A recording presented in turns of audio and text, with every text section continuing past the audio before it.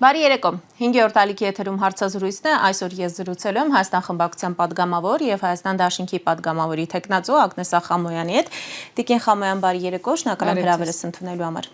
Տիկին Խամոյան, խնդրում եմ մեկնաբանեք կենտրոնական ընտրական հանձնաժողովի որոշումը, որքանով էր սպասելի սա ձեզ համար, որովհետև երբ կենտրոնական ընտրական հանձնաժողովը հայտարարություն էր տարածել, որ 3 ընտրատեղամասերում անվավեր է ճանաչում ընտրությունների արդյունքները, շատերը, այդ թվում իրավապաշտպաններ, այդ թվում եւ օրինակ Դանիել Յովհաննիսյանն ասում են ինչու է արհեստական աղմուկ բարձրացնում, պարզից էլ պարզ է, որ դրանից հետո պետք է նշանակվի վերաքվեարկություն, քանի որ դա օրենքի պահանջն է, բայց ԿԸՀ-ն որոշեց, որ վերաքվեարկություն չի նշանակում, որովհետև գտնում է, որ այդ 3 ընտրատեղամասերի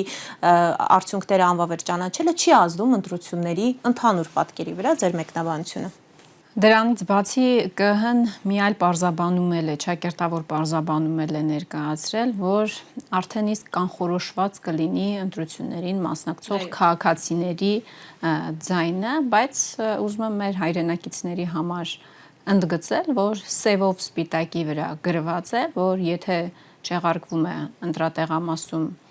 քվեարկության արդյունքը, ապա պետք է վերաքվեարկություն իրականացվի։ Բայց քանի որ կենտրոնական ընտրական հանձնաժողովի նախագահը Նիկոլ Փաշինյանի նախկին աշխատակիցն է, Վահագն Հովակիմյանը երկար տարիներ աշխատել է Նիկոլ Փաշինյանի խմբագրած հայկական ժամանակ օրաթերթում, հետո եղել է քաղաքացիական պայմանագիր խմբակցության պատգամավոր, ակնհայտ է, որ չի կարող լինել արդար, չի կարող լինել անկողմնակալ եւ անում է այն, ինչ իրեն թելադրում է Նիկոլ Փաշինյանը։ Դուք ձեր հարցը ձևակերպեցիք, ինչպես կմեկնաբանեք, ես կարծում եմ, որ այստեղ մեկնաբանելու ըստ էության շատ բան չկա։ Նիկոլ Փաշինյանը կեղծել է այս ընտրությունների արդյունքները։ Նիկոլ Փաշինյանը Նիկոլ Փաշինյանը, ոչ թե ԿԸՀ նախագահը, ՔՊ ներկայացուցիչը, որևէ այլ մեկը, Նիկոլ Փաշինյանը գողացել է 60,000 քաղաքացու քվե, որովհետև շուրջ 60,000 քաղաքացի գնացել է, մերժել է Նիկոլ Փաշինյանին եւ իր ձայնը տվել է ընդդիմադիր միավորի։ Խոսքը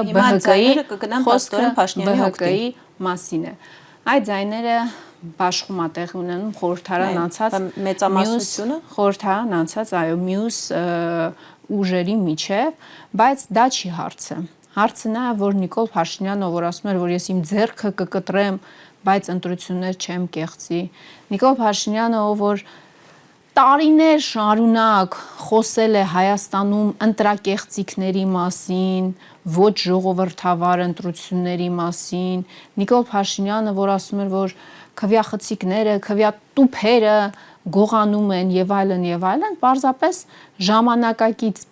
տեխնոլոգիաները հաշվի առնելով զբաղված է թվային աճպարարությամբ եւ ոչ միայն թվային աճպարարությամբ, օրը ցերեկով խորհրդարան անցած երրորդ ընդդիմադիր ուժին, միավորին դուրս է թողնում խորհրդարանից, բայց սա միայն Նիկոլ Փաշինյանի որոշումը չի։ Դուք գիտեք, որ Հաջիևը երեք եկել էր Հայաստանում էր, Դիլիջանում էր, այնտեղ է եղել նաև Նիկոլ Փաշինյանը եւ ես կարող եմ կասկածել, որ սա Նիկոլ Փաշինյանի եւ Իլհամ Ալիևի համատեղ ծրագիրն է։ Նիկոլ Փաշինյանը Հայաստանում ընտրությունները կեղծել է Իլհամ Ալիևի հետ միասին, որովհետև Հաջիևը եկել եւ հանձնարարել է, որ ԿԸՀ-ն այդ որոշումը կայացնի, որովհետև իրենք միասին գործ ունեն անելու։ Սահմանադրության փոփոխություն պետք է տեղի ունենա, հանրաքվե պետք է նշանակվի, իսկ դրա համար Նիկոլ Փաշինյանը խորհրդարանում չունի բավարար թվով ձայներ։ Հիմա էլ բայց չունի, եթե նույնիսկ ԲԿ-ն չի ասում, 2/3-ը չունի։ Հիմա էլ չունի, բայց ակնհայտ է, որ ինձ համար գոնե ակնհայտ է, որ եվրոպացի են գործընկերները, ովքեր իրար հերթ չտալով շնորհավորում են Նիկոլ Փաշինյանին, ես հույս ունեմ, որ իրենք եւս տեսնում են այն, ինչ այսօր անում է Նիկոլ Փաշինյանը, այն ինչ արել է ընտրությունների օրը, հետընտրական շրջանում 3 եւ նախընտրական շրջանում։ Ամբողջ նախընտրական շրջանում իրավապահ ուժային համակարգով իշխանությունները ամեն ինչ արելա խաթարելու ընդդիմադիրների գործունեությունը, խաթարելու ընդդիմադիր քաղաքական շտաբերի աշխատանքները, վարչական ահռելի ռեսուրս է կիրառվել, մարդկանց պարզապես ստիպել են, ես օրինակներով գիտեմ, քաղաքացիներ, որոնք պարզապես չեն ուզում գնան եւ չեն ուզում իրենց դեմքով խոսեն դրա մասին, որտեվ աշխատանքը կորցնելու վախի առջև են մարդիկ կանգնած, մարդկանց ստիպել են գնալ եւ մասնակցել Հանրապետության հրապարակում Նիկոլ Փաշինյանի ամփոփիչ հանրահավաքին, մարդկանց ստիպել են գնալ եւ ձայն տալ Նիկոլ Փաշինյանին, մեխանիզմներ են գծել, կոլեկտիվներին խմբով տարել են, ասել են ցույց չտաք, որ իրար ճանաչում եք, զինվորների քվեարկությունը ինչ պայմաններում են կազմակերպել, ամբողջ հանրապետությունն է տեսել, կարծում եմ, այդ տեսանյութերը ու այս պայմաններում խոսել, որ ազատ եւ արդար ընտրություններ են տեղի ունեցել կամ նախընտրական շրջանը մրցակցային է եղել, գիտեք, եփա ցավի ծիծաղն է գալիս։ Հետևաբար այս ընտրությունների ԱՊՀ-ի դիտորդները փաստեցին, որ ազատ արդար ընտրություններ ժողովրդի իրական կամքը չեն արտահայտում։ Այս իշխանությունները լեգիտիմության լրջագույն խնդիրներ ունեն։ Եվ որքան էլ որ Նիկոլ Փաշինյանը ինչ շահեր սպասարկելով եւ հատկապես մասնավորապես Հայաստանի արտաքին քաղաքական կուրսը փոխելու պարտավորությունը իր վրա ստանձնել, հույս ունի, որ հանուն դրա ամբողջ աշխարհը պետք է աչք փակի այս կեղծված ընտրությունների վրա, ես այդքան իր փոխարեն լավատես չէի լինի։ Ոչ, անգամ եվրոպացի դիտորդներն են արձանագրումներ արել, որ խախտումներ են եղել ընտրությունների օրը։ Մեր գործընկերները հանդիպել են, նաև նախընտրական շրջանում են հանդիպումներ ունեցել։ ԵԱԿ դիտորդների մասին է խոսքը, ծավալուն փաստեր են ներկայացրել, թե ինչպիսի ընտրախախտումներ են եղել նախընտրական շրջանում։ Եվ իրենք եւս արձանագրում են, որ ըստ էության խնդիրներ կան։ Այլ բան, թե որքանով է բարձր խոսում դրա մասին, բայց նորից եմ ասում, այն, որ այս ընտրությունների արդյունքները չեն արտահայտում ժողովրդի իրական կամքը եւ այն, որ այս իշխանությունները լեգիտիմության լրջագույն խնդիր ունեն,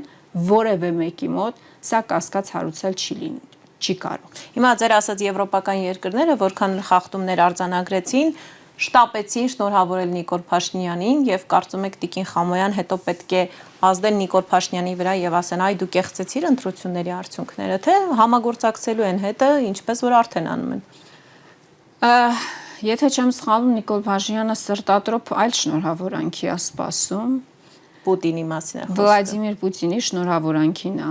սրտատրոփ կարծես թե սպասում։ Եվրոպացի առաջնորդների ԱՄՆ նախագահի շնորհավորանքը իրեն կարծես այդքան էլ այսպես ոգևորություն չի առաջացնում իր մոտ, որովհետև գիտեք ինչ, այդ շնորհավորանքները ընդունված պրակտիկա է, բոլորին էլ շնորհավորում են, բոլոր երկրների ղեկավարներին էլ շնորհավորում են։ Եթե ընտրվել է, արդեն իսկ շնորհավորում են։ Այդ շնորհավորանքները այսպես վաճառել ժողովրդի վրա, որ տեսեք Մակրոնը շնորհավորեց, Թրամփը շնորհավորեց, ինչ որ ցուցակ էր աշխատակազմի ղեկավարը Նիկոլ Փաշինյանին ներկայացնում, թե ովքեր են շնորհավորել Նիկոլ Փաշինյանին ընտրության շնորհավորանքների հետ։ Հա, բայց այսօր այն գյուղացին, հարգելի Անահիտ, որ տեսնում է այդ ցուցակը հանրային հեռուստաընկերության լուրերով, այսպես մի ցնծացող ռեպորտաժ է տեսնում, որ այսպիսի առաջնորդներ են Նիկոլ Փաշինյանին շնորհավորում, իրան դա ինչ որ բան ասում է, իրեն դա ինչ որ բան տալիս է, երբ որ ինքը իր մթերքը, իր բերքը իրացնելու խնդրի առջև է կանգնած։ Դե նրանց ասում է ձեր բերքը կուղարկեմ Եվրոպա։ Եվրոպան գիտենք հենց ընտրությունից մեկ օր առաջ ֆինանսավորեց, որ այստեղ փոխհատուցեն։ Հիմա նորից են խոսում նոր ֆինանսավորման մասին, որպեսզի Հայաստանը չենթարկվի Ռուսաստանի ճնշումներին։ Ես հավատում եմ, որ մեր ժողովուրդը, չնայած նրան, որ մեր քաղաքացիները էլի ձայն տվեցին Նիկոլ Փաշինյանին եւ Նիկոլ Փաշինյանը վերարտադրվել է, բայց մյուս կողմից նաեւ պետք է արձանագրենք, որ կես միլիոնից էլ ավել քաղաքացի Հայաստանի Հանրապետության պարզապես մերժել է Նիկոլ Փաշինյանին եւ Նիկոլ Փաշինյանը չունի 50+1 աջակցություն։ Այդուհանդերձ ունի աջակցություն, այո, 50+1 չունի, բայց կարողացել է վերարտադրվի այս ընտրությունների միջոցով բազմաթիվ կեղծիքներով, ընտրախախտումներով, վարչական ռեսուրսի կիրառմամբ, բայց մեր քաղաքացիները ապրելու են հողի վրա եւ տեսնելու են, որ այն մանիպուլյացիաները, որ եղել է նախընտրական շրջանում, կա այսօր, իրենք տեսնելու են, որ այս մարդը միևնույն է իրենց մոլորեցնում է։ Ես վերջերս տեսա, որ մի քաղաքացի ասում էր, երրորդ անգամ գնացել եմ էլի Նիկոլ Փաշինյանին եմ ընտրում, ընտրություններից մի քանի օր բառացիորեն հետո ու կանգնած էր խնդիրների առջև։ Գյուղացի մարդ էր։ Ես ցավում եմ, որ մեր հայրենակիցները էլի տարվեցին այդ քարոզչական թեզերին, որ հեսա մենք գնում ենք Եվրոպա, մեզ այս ռուսական շուկան պետք չի, մենք մեր ծաղիկները հեսա տանելու ենք Նիդերլանդներում վաճառենք, իրացնենք, չգիտեմ ինչ անենք, բայց հետո տեսա, որ այդ ծաղիկները հայտնվել են մայրաքաղաքի սուպերմարկետներում։ Գիտեք, հնարավոր չի այդպես շարունակ մարդկանց խաբել։ Ես ցավում եմ, բայց այս տաղավարում եղել եմ ընտրություններից առաջ։ Ես ցավում եմ, որ այն մեր բազմաթիվ զգուշացումները, որ շատ լուրջ խնդիրների առջև ենք մենք կանգնելու։ Տնտեսական արդեն խնդիրների առջև ենք մենք ըստ էության կանգնելու։ Կոլապսի մեջ է հայտնվելու մեր տնտեսությունը։ Ես ցավում եմ, որ հաջորդ հարցազրույցի ժամանակ արդեն շատ կոնկրետ օրինակներով ենք խոսելու դրա մասին։ Ես իսկապես ցավում եմ դրա համար։ Ես ցավում եմ, որ մեր բոլոր կանխատեսումները վերջին 8 տարիների ընթացքում իրականություն են դարձել։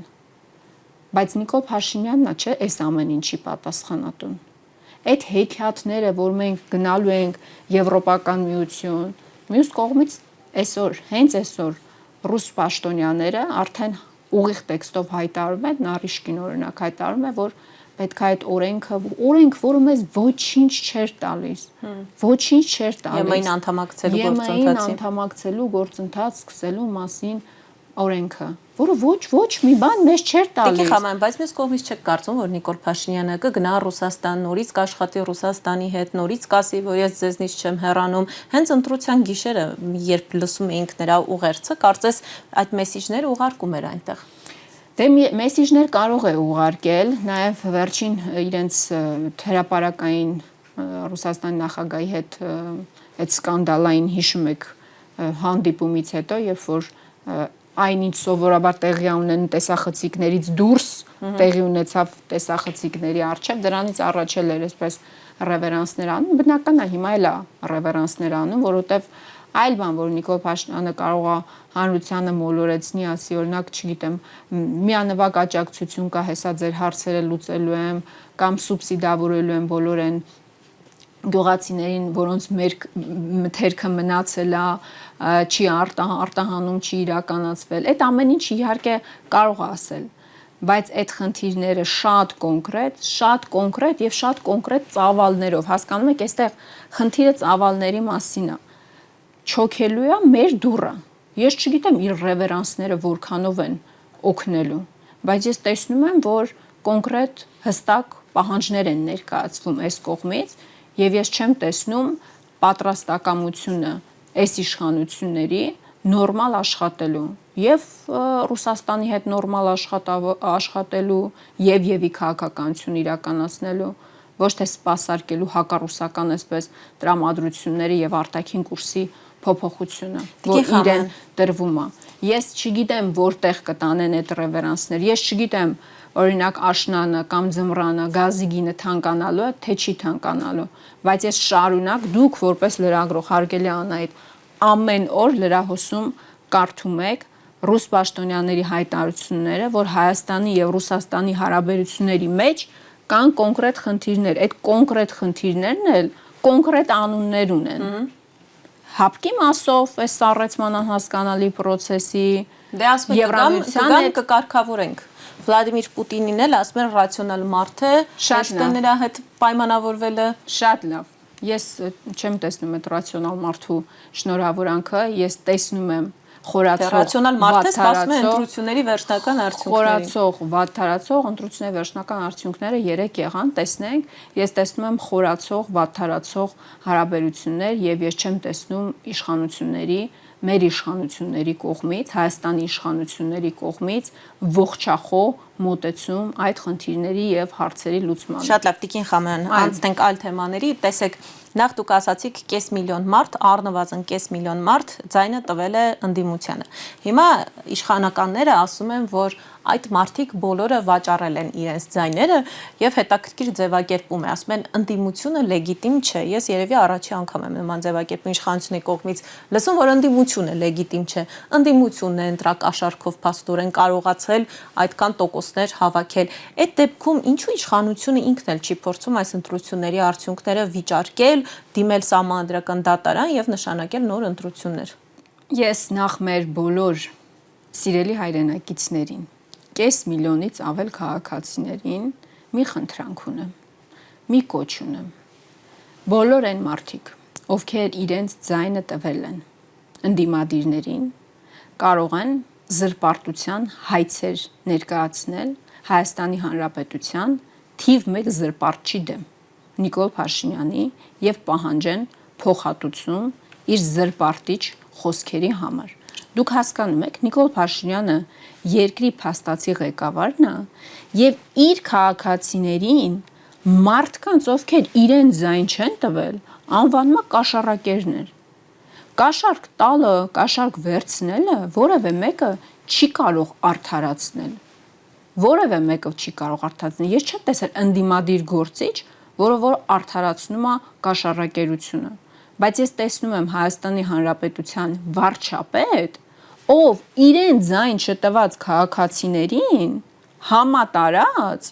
կաշառակեր է անվանում։ Պատկերացնում եք, կաշառք, այո, կաշառք վերցնող է անվանում։ Ես մեր քաղաքացիներին կոչ եմ անում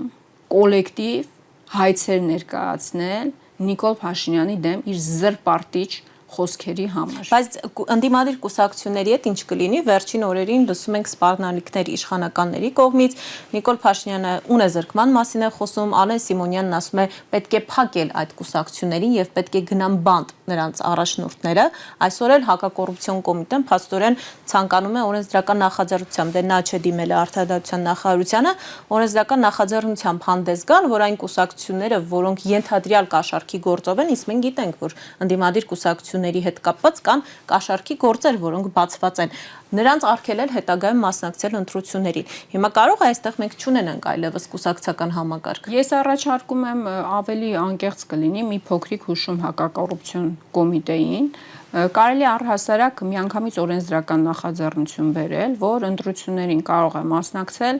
միայն քաղաքացիական պայմանագիրը եւ այն մի երկու փոքր ուժերը, որոնք չգիտեմ, մի քանի հազար ձայն հավաքել էին, թե չէին հավաքել այս ընտրությունների ժամանակ, որ բացառապես իրենք կարող են մասնակցել ընտրություններին։ Ես կարծում եմ, այդպես ավելի ազնիվ կլինի, համ էլ ձևականությունների հետևից չեն ընկնելու, իսկ եթե ավելի լուրջ։ Հայաստան դաշինքի մասով էլ էս վերջին 1 ամսվա ընթացքում մի քանի ձայնագրություններ հրապարակվեցին։ Մեր հայրենակիցները որպեսզի լավ պատկերացնեն ինչա տեղի ունենում, երբ որ փորձ է արվում ընդդիմադիրներին կաշառակերներ այսպես ներկայացնել։ Օրինակ ձայնագրություններից մեկով երկու քաղաքացի իրար հետ խոսում են, տալիս են մեր գործող падգամավորներից Աշոտ Սիմոնյանի անունը, եւ ինչ որ աջակցության մասին է այդտեղ խոսք գնում, հետո ինչա պարզվում, իդեպ մտնում են Աշոտ Սիմոնյանի բնակարան, հուզարկություն են իրականացնում, արգրավում են իր հեռախոսը, падգամավորի, գործող падգամավորի հեռախոսն են արգրավում, հետո պարզվում է, որ 2 տարի առաջ սեփական միջոցներով Աշոտ Սիմոնյանը խաչքարա կառուցել, կանգնեցրել, սեփական միջոցներով։ Այդ զրույցը ներկայացվում է որպես ընտրությունների ժամանակ դրամական աջակցության ընտրակաշառքի դրվագ։ Կամ սպիտակի դեպքը, էլի այդպես ահասար սուր էսպես տեսանյութ էին պատրաստել, հասեք, վայ, ընտրակաշարք են բաժանում Հայաստան դաշինքի ներկայացուցիչները, աջակիցները, թիմակիցները, երկու հոգի իրար հետ խոսում են, ինչ որ 60,000 դրամի փոխանցման մասին է զրույց գնում,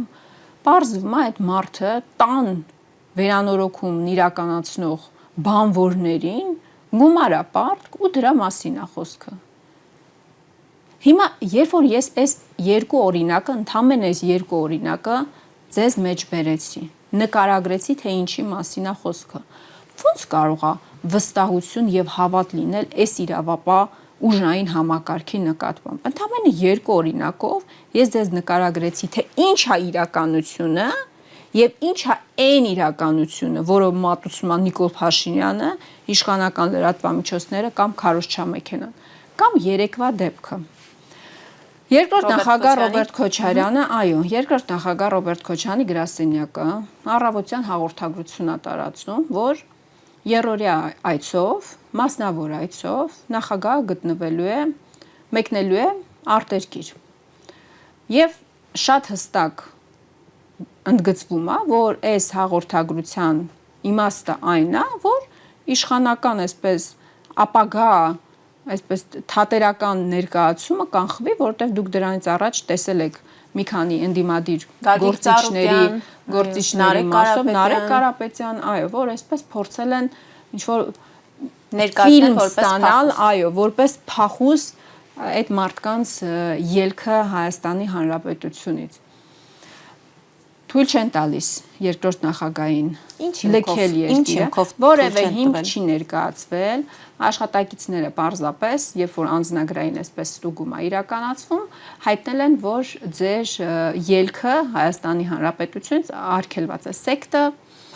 փակ է։ Բայց դա անգամ չի ինձ համար ամենազավեշտալին։ Դուք հասկանում եք, սահմանապահի խցիկից տեսանյութ է հայտնվում իշխանական լրատվամիջոցում։ Ազգային անվտանգության ծառայությունը զբաղված է վիդեո ֆորվարդ անելով, դուք հասկանում եք,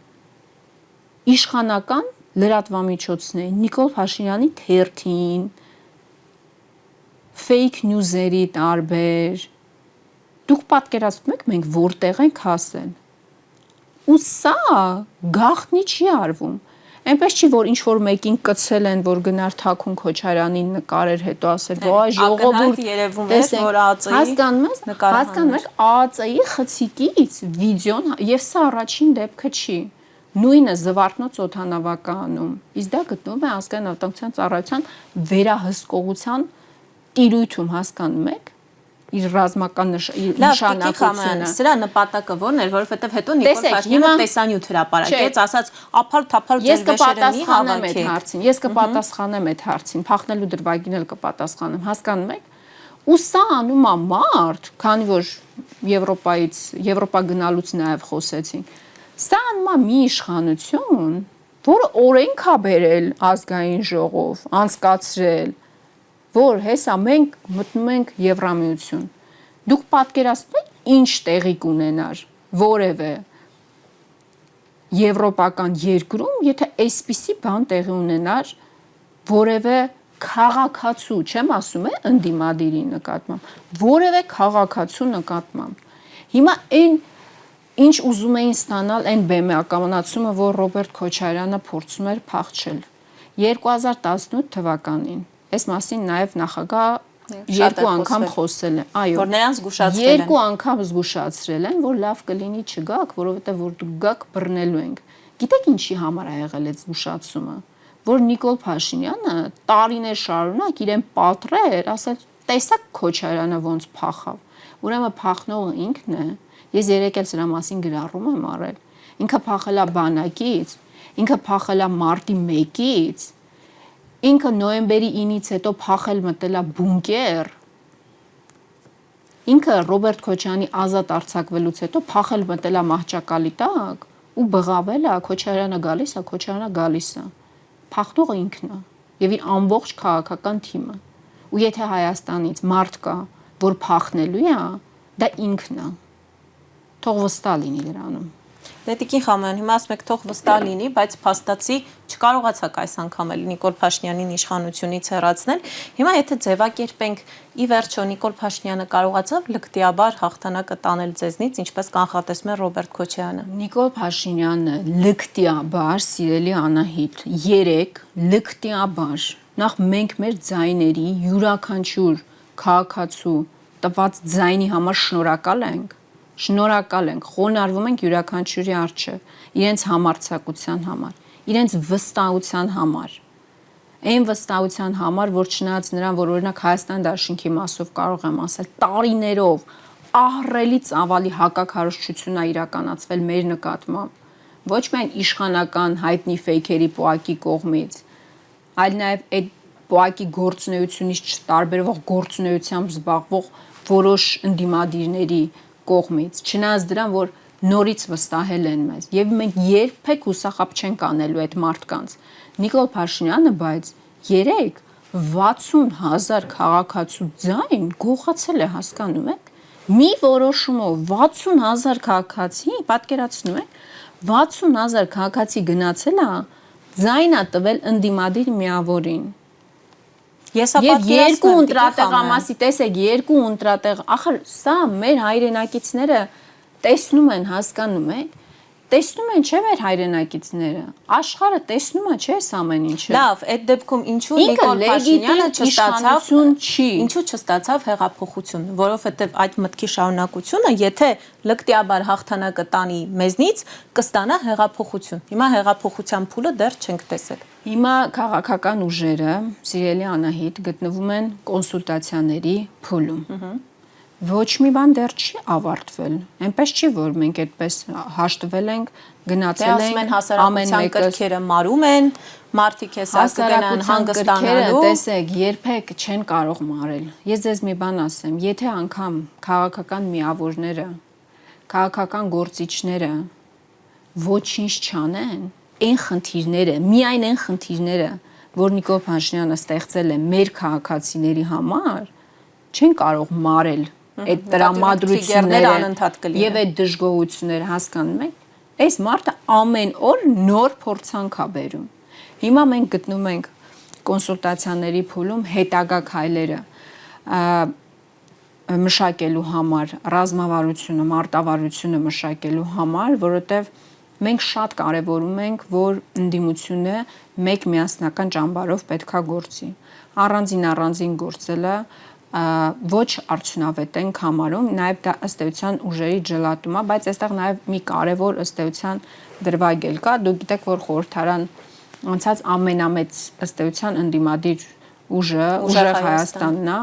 եւ ես կարծում եմ, որ նաև իրենց այսպես որոշումից է կախված։ Ոչ թե որոշումից է կախված, իրենց խոսքը այստեղ նաև շատ կարևոր է, որպես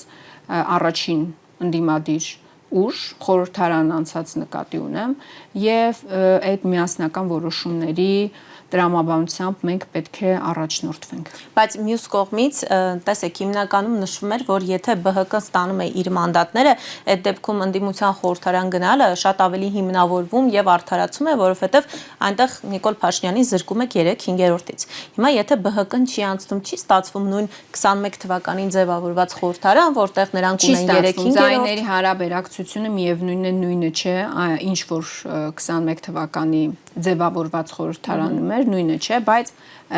դեռևս չեն ավարտվել այդ մասով քննարկումները, մանդատների, ես գիտեմ նաև սոցիալական ցանցերում եմ տեսնում տարբեր գնահատականներ, էմոցիոնալ կամ ոչ էմոցիոնալ գնահատականներ, այդ որոշումը դեռևս կայացված չի։ Ես իհարկե ունեմ իմ անձնական որոշումը։ Կասեք։ Ես կարծում եմ, որ տեսեք, մարդիկ հիմնականում գուցե դա նաև գալիս է 2021 թվականից հետո։ Ես հասկանում եմ մարդկանց հիասթափությունը, էմոցիոնալ ես հասկանում եմ իրենց գնահատականը, բայց ձեզ մի բան ասեմ։ Ինձ մոտեցել է եւ քաղաքացի, որը որ պնդել է, որ ես ձեզ ձայն եմ տվել, եւ դուք պարտավոր եք գնալ խորհրդարանում եւ տեր կանգնել իմ ձայնին եւ բարձրաձայնել հարցեր եւ տեսել եմ քաղաքացի, որ ասել է, որ ես այլևս ոչ մի բան չեմ ուզում, ինձ ոչ մի բան չի հետաքրքրում, մի գնացեք խորհրդարան, ես այլևս ըստ էության ապաթիայի մեջ գտնվող մարդ, այսինքն ըստ էության մարդկանց երկու խմբի կարելի է բաժանել, այն մարդիկ, ովքեր հիմնավորում են, այն հայրենակիցները մեր, ովքեր ձայն են տվել ընդդիմությանը եւ հիմնավորում են, որ իրենք ուզում են, որ մարդիկ պատգամավորները, ընդդիմադիր պատգամավորները գնան խորհրդարան, ավելի երկարաժամկետ կամ միջնաժամկետ են ըստ էության տեսնում հեռանկարի իշխանությունների հեռացման։ Մեր այն հայրենակիցները, ովքեր հիասթափվել են, ինչը շատ բնական է, այստեղ այսպես ինչ-որ տարօրինակ բան չկա բնականաբար, բոլորի մոտ էլ կա այդ հիասթափությունը, մեզ մոտ էլ բնականաբար կա այդ հիասթափությունը, 21-ին էլ կար այդ հիասթափությունը, ավելի այսպես անկումային դրամատրությունների մեջ են եւ այլևս հեռանկար չեն տեսնում ոչ մի բանի։ Հեռանկար չեն տեսնում խորհրդարան գնալ մեջ, բայց ես կարծում եմ, իմ անձնական կարծիքով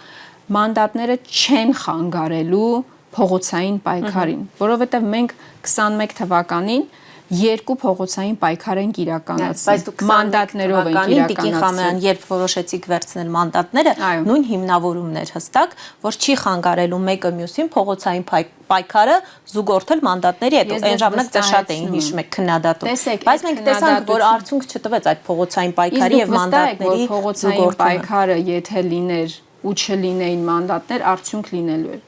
Իմ ասածը նա է, որ մանդատներ չեն, որ եթե միայն փողոցային պայքարի արդյունք է լինելու։ Ես դրա համար եմ ասում, մանդատները օգնող հանգամանք կարող են լինել։ Դու նայած հարցին որ տեսանկյունից ես մոտենում, բայց նորից եմ ասում, որոշումը դեռևս կայացված չի։ Ամեն մեկը ունի իր կարծիքը։ Ընդդիմադիր միավորները, քաղաքական լիդերները տարբեր կարծիքներ, տարբեր իրավիճակներ կարող են պատկերացնել։ Այս պատմության մեջ իմ համար ամենակարևորն է, որ մենք չհիասթափվենք, մենք չհոգնենք, մենք չհամարենք, որ ամեն ինչ ավարտված է, մենք չթողնենք Նիկոլ Փաշինյանին, մեր երկրի ճակատագիրը չթողնենք Նիկոլ Փաշինյանին, չլքենք մեր խրամատը, շարունակենք լինել մեր խրամատում, կլինի մանդատով, կլինի առանց մանդատի։ Գիտեք, մեկ-մեկ ես անկեղծ զարմանում եմ, երբ որ մարդիկ ասում են, դե դուք պատգամավոր եք դառնալու, այդպես մի երանելի ինչ որ իրավիճակ են պատկերացնում պատգամավորի համար, հավատացեք, ընդդիմադիր պատգամավոր լինելը, իշխանական պատգամավորները, այո, երանության մեջ են կամ իր նախարարները, իշխանությունն առհասարակ, եթե տեսնում եք, բայց ընդդիմադիր պատգամավոր լինելը ես ձեզ վստահեցնում եմ, մի երանելի կարգավիճակ չի։ Դա լուրջ պատասխանատվություն է, շատ լուրջ պատասխանատվություն է, շատ ծանր պատասխանատվություն է եւ ես վստահ եմ, որ մենք պատվով, նորից եմ ասում, կլինի առանց մանդատի, կլինի մանդատով, պետքա կարողանանք դուրս գալ այդ պատասխանատվության տակից եւ ի վերջո արդարացնել։ Այո, մենք պետքա բնականաբար բողոքարկումների process-ը։ Բայց կանխատեսում եք, չէ՞, ՍԴ-ի որոշումը։ Կանխատեսում եմ։ Բնականաբար կարող եք արդեն որոշում կայացնել։ Չէ, բնականաբար կանխատեսում եմ, չէ, ես ենթադրում եմ, որ դուք հարցնելու եք, բայց այդ դեպքում Սահմանադրական դատան ինչի եք դիմում, եթե կանխատեսում եք։ Չէ, դրա պատասխանը գիտեմ։ Այո, մեր հասարակությունը պետքա նորից տեսնի այն բազմաթիվ օրինակները, այն փաթեթը ահռելի, որ հավաքել է մեր իրավաբանական թիմը, ընտրախախտումների այն ահռելի տրցակը, որ հավաքել է մեր հասարակությունը օրինակ առօրինակ պետքա տեսնի, որ Նիկոլ Փաշինյանը ինչպես է կեղծել ընտրությունները, ինչպես է ստացել իրավիճակ, երբ որ ժողովրդի իրական կամքը չի արտահայտվել։ Լավ, բայց հասկացա, սա հասարակության համար, բայց քանի որ դուք կանխատեսում եք ՍԴ-ի որոշումը, ուրեմն արդեն իսկ պետք է նաև ձեզ համար որոշում կայացնեք ձեր հետագա քայլերի վերաբերյալ։ Տեսեք, այդ որոշումը նորից եմ ասում։ Կոնսուլտացիան։ Այդ որոշումը կայացված չի, ես լիազորված չեմ երկու միավորների կողմից հիմա որոշում հայտնելու բնականաբար։ Այդ որոշումը ախր նաև պետքա կայացնի խորհրդարանական ամենամեծ ընդդիմադիր միավոր ուժեղ Հայաստանի մասին այս դեպքում խոսքը։ Օրինակ, եթե նրանք որոշեն չգնալ, արդեն գտնում եք, որ ձեր գնալը անիմաստ կդառնա։ Բնականաբար կամ հակառակը։ Դե բնականաբար մենք ես նաև ուժեղ Հայաստանի ներկայացուցիչների կողմից եմ լսել գնահատականներ, որ պետքա միասնական որոշում կայացվի։ Այդ որոշումը վստահաբար միասնաբար կայացվելու է եւ տրամաբանությունը որոշման տրամաբանությունը բացառապես պետքա ելնի պայքարի արդյունավետության տրամաբանությունից։ Տիկին Խամոյան, ուզում եմ երկրորդ նախագահի վերջին հարցազրույցի երկու մտքերին անդրադառնալ։ Տեսեք, նա ասում է, եթե ընդդիմության ձայն տվողների 10%-ը դուրս գա փողոց, 1 տարում կկարողանանք այս իշխանության հարցը լուծել։ Ինչու է նա շեշտում 1 տարվա կտրվածք, ինչու օրինակ հնարավոր չէ այդ 10%-ին հիմա դուրս հանել փողոց եւ արդյոք սա մենք կապենք այդ հայտնի impeachment-ի գործընթացի հետ, այսինքն որ 1 տարի հետո նաև կկարողանանք խորհրդանում այդ գործընթացը գեներացնել։ Ես չեմ կարող հիմա ասել նախագահ ինչու է հատկապես շեշտել 1 տարվա ժամկետը, impeachment-ի գործընթացի հետ կապված նաև այս բան իհարկե չեմ կարող քանվա ժամանակային առումով հարցեր կան գնահատականներ տալ, բայց գիտեք, ես շարունակ ընդհանուր հարցերի տրամաբանության մեջ ոչ միայն ձեր տեսնում եմ, որ ըստ էության մեղադրանք կա ընդդիմության հասցեին, որ հնարավոր է եղել փողոցով բան փոխել եւ այդ հնարավորությունը չի իրացվել։ Այս երբ է հնարավոր եղել, երբ է հնարավոր եղել։ Չէ, ասում եմ, տեսեք, չլսեցիք։ Հա, մեղադրանք կա, որ հնարավոր է եղել, բայց ընդդիմությունը չի իրացրել այդ հնարավորությունը։ Մենք փորձել ենք բոլոր հնարավորությունները, բայց այս իշխանության ղեկին մարդը ու անհամեմատելի է նախկին իշխանությունների հետ։ Միշտ նախկին իշխանությունների, չէ, եղած կամ չեղած մեղքերն են առաջ բերում, ասում են, սա են ճնշել, նա են ճնշել, այս փողոցային պայքարն են ճնշել, նա են ճնշել։ Այսօր որ փողոցում 5 հոգի մարդ է հավաքվում, մի ամբողջ ավտոբուս ոստիկան է գալիս։ Հայաստանի Հանրապետության երևի ամեն երկրորդ քաղաքացուն գաղտնա լսում են։ Հա, դուք պատկերացնում եք ինչպիսի իրավիճակ կոնցլագեր է դարձել Հայաստանը։ Լուծումը ո՞րն է։ Լուծումը շարունակել ընտրությունները ասում եք կեղծվում է։ Շարունակել պայքարելն է, շարունակել պայքարելն է, գտնել լուծումներ։ Գտնել լուծումներ, դե այս պահին փաստացի Նիկոլ Փաշինյանը շարունակում է մնալ իշխանության։ Եթե շարունակում է մնալ իշխանության, ուրեմն այդ լուծումը, որով հնարավոր կլինի Նիկոլ Փաշինյանին հեռացնել իշխանությունից, ստացվում է գտնված չէ։ Դրա համար ենք մենք նաև մեր քաղաքացիներին, տեսեք, այսօր ինչ արեց, երեք ինչ արեց, չէ՞ Նիկոլ Փաշինյանը։ Քանի ձայներ պակասում ԲՀԿ-ին, շուրջ 150 քանից մոտավոր։ Հա, այդքան ձայնով ինքը անվավեր ճանաչեց այն ընտրատեղամասերի արդյունքները,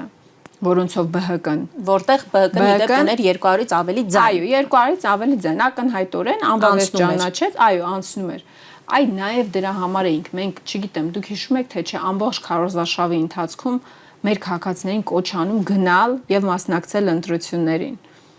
որ շատ կարեւոր է բարձր մասնակցությունը, շատ կարեւոր է յուրաքանչյուրի ձայնը, այ ես այս օրինակի վրա, բայց ավելի բարձր կարող էր լինել։ Ավելի բարձր կարող էր լինել այդ մասնակցությունը։ Ես կարծում եմ ավելի բարձր կարող էր լինել։ Տիկին Խամոյան, եթե մեր ավելի շատ քաղաքացիներ, 100,000, 200,000 քաղաքացի մասնակցեր, 300,000 քաղաքացի